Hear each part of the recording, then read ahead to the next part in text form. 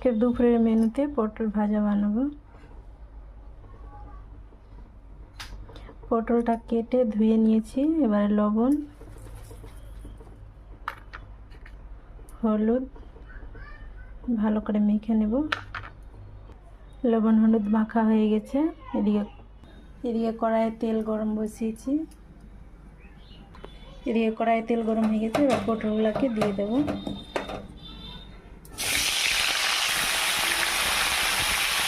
ভালো করে এটাকে ভেজে নেব। ঢাকা দিয়ে দিয়ে ভাজবো, সিদ্ধ হয়ে যাবে।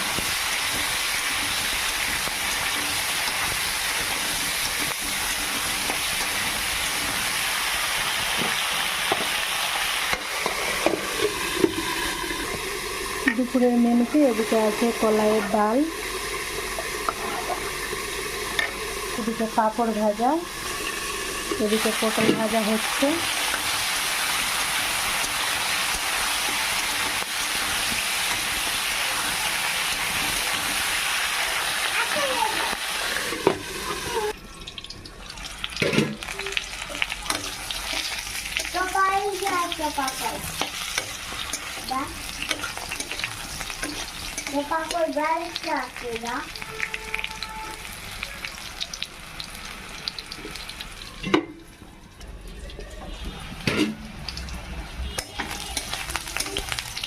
পটল ভাজা হয়ে গেছে। এবার চাট মশলা দিয়ে নামিয়ে নেব।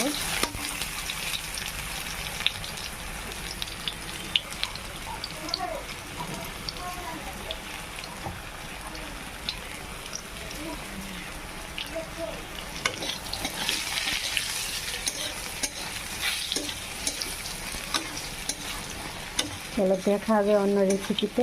ভালো থাকবে, সুস্থ থাকবে।